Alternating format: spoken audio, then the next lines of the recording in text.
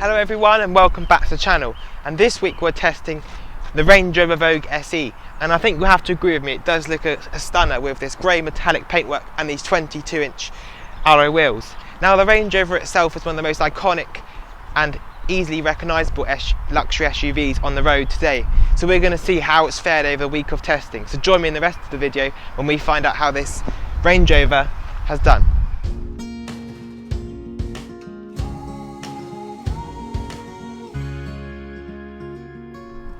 So then there's no getting away from the fact that the Range Rover is an absolutely massive car with its huge dimensions that give it that classy elegance but purposeful presence whether on or off the road.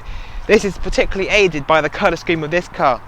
As I mentioned at the start, it's got the premium metallic paint with the 22-inch wheels, and also with the privacy glass gives it that real added depth and colour contrast, and I think it looks great.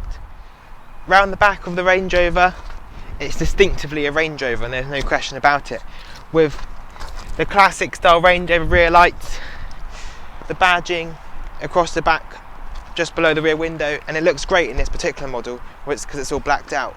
And here you have your trim level Vogue SE on this particular model and the engine choice D350. Now I'll talk about the trims and the engine a little bit later on, but of course one of the most recognisable features about the Range Rover, and one of the reasons why people buy them, is because of the split tailgate in the boot. Now it can be opened with a key or electronic buttons underneath, and once it opens it reveals a very wide load space, and this parcel shovelware is a bit of a weird style. You've got to kind of push it. You can't pull it as such. It's like a folding mechanism. Very nice and wide, and it goes out right into the extremities of the car where possible. And what's really nice is it's finished in a really nice premium feeling thick, almost wool-like carpet. And underneath there is a space saver spare tyre, but it's quite funny because it looks almost like a full size tyre, but it's because the tyres in this car are so massive, the space saver's got to be pretty massive as well. And this little plastic funnel here, you can use that for topping up your screen wash as well. Now of course one of the best features is that you can sit on the back here, and these split tailgates can actually take quite a lot of weight, perceivably amount of weight in fact. So you can sit up here, and also because the tailgate is relatively close to your head, it almost makes a perfect rain cover and almost like wraps around. And the corners are pointed so the rain doesn't drop directly on you, it kind of pushes it to the furthest corners. That's a really great touch. Now in terms of folding down the rear seats, it's all electrically operated via this electronic panel here. Now that's to put the seats back up, and to put them down you've got to hold these two buttons. Now it is quite a slow process unfortunately, and there is no manual override, and what it does is that it pushes the front seats forward to allow the back seats to continue to go down. So yes, it is a bit of a timely process, but it does save you having to pull down those heavy seats by yourself. And look, now they're down, the load space, once this is got rid of, is absolutely cavernous. It's almost like a van. The amount of large objects you can get in here is absolutely incredible. It really is a versatile car.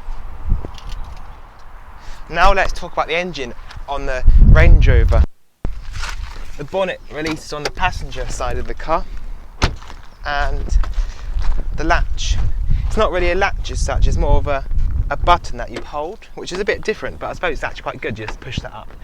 So then this particular one is badged D350. Now it doesn't take much hard work to gather that 350 is the power output in brake horsepower, so that's really conveniently labelled, and it makes it nice and easy to understand when buying one, because you can get the D300 which has 300 brake horsepower and the D350 like we've got here.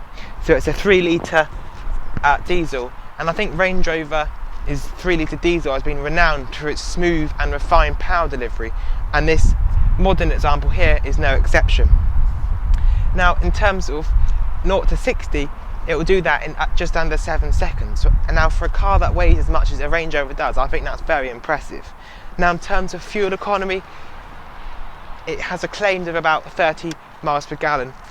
Now obviously you're not going to get exactly that, but I don't think it's overly bad given the size of the vehicle, and it also comes with a relatively big fuel tank, so you can do about 450 miles on a tank.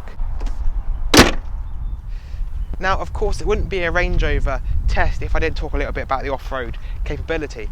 Now, that standard fitment of the air suspension gives it an absolutely tremendous ride height that's increased so much over the access height, which helps you to get in and out of the vehicle, giving it the excellent approach, breakover and departure angles. And I think it's most relevant in the centre here because it's almost kneecap height in ground clearance.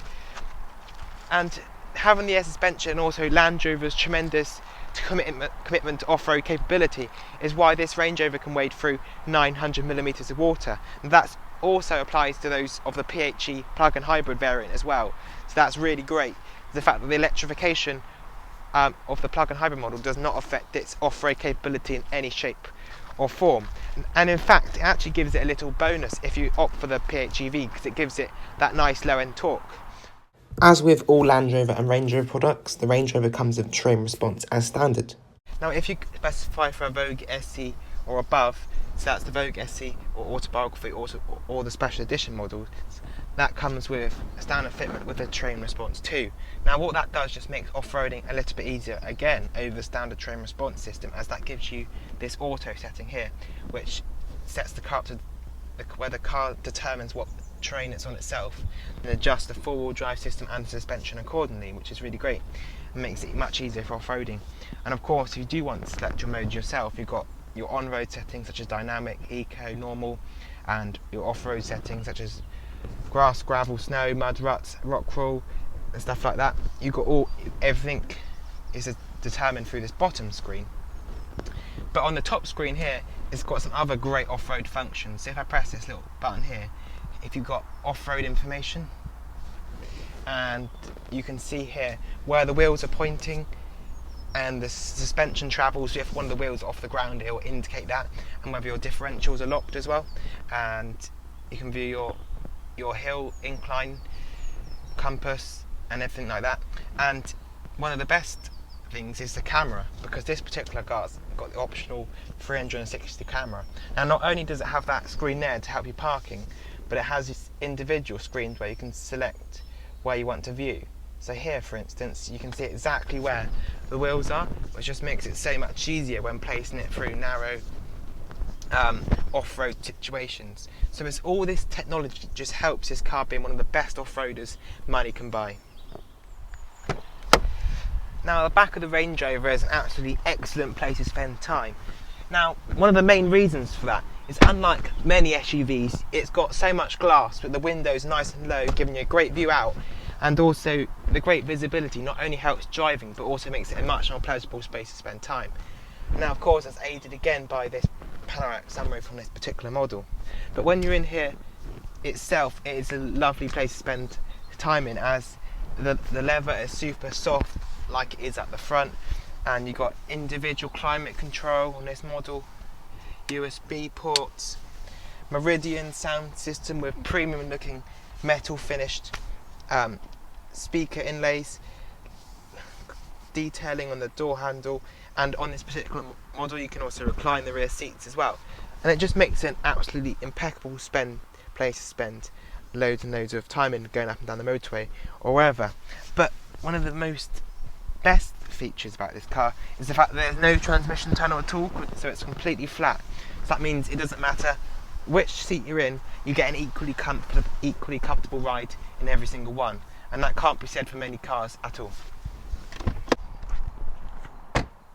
So now, up front of the Range Rover, now I have to say, over the week of testing with many motorway miles covered up, these seats are absolutely lovely place to sit in, because just look how soft and supple the leather is, and they're adjustable in a multitude of ways, and every Range Rover comes with these fold down and adjustable height armrest here, so you can make it to whatever height you want, and just add to that commanding superior driving position that the Range Rover is so famous for.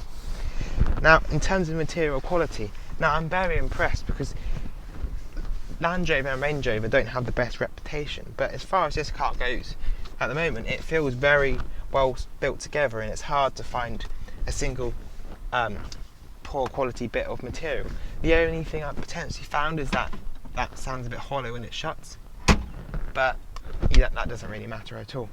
Now, over the years, the Range Rovers have many technology upgrades, such as these dual screen interfaces here, which it separates your climate control functions on this lower screen, whereas your sat nav and features like that, radio, is all on the top screen here. So that does make it a bit easier and reduces the amount of functions in each screen, which of course makes it easier on the move.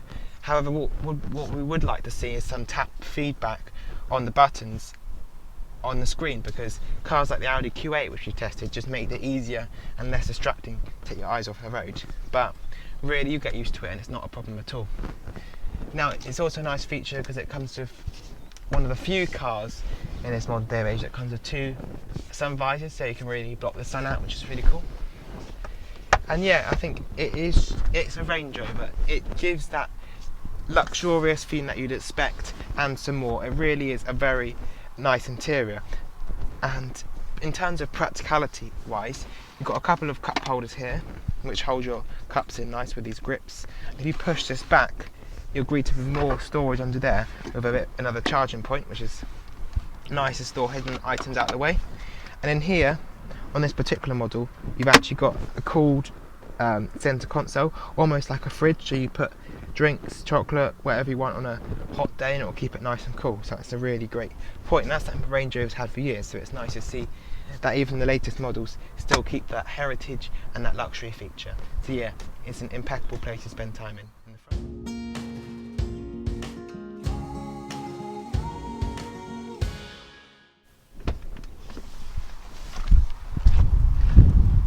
So then, after a week of testing, I really do feel that this Range Rover lives up to its excellent reputation that the Range Rover's had for being the best, or one of the best, luxury SUVs in the market, as it really is a master of all traits. But it doesn't just master those traits, it does them exceptionally well, with the best-in-class off-road capability, and that 900mm wading depth really gives you assurance in the winter that you can make it through those flooded fords. And on the Mode 2A, it's been getting about 36-37 miles per gallon in our hands. So yeah, it really is the best of the best. And if you've got the money, I wouldn't really look any further. And once again, thank you very much for watching this Range Rover review. Make sure you're subscribed and hit that button right now. And thank you very much to the people that already have done so. There's plenty more content coming up.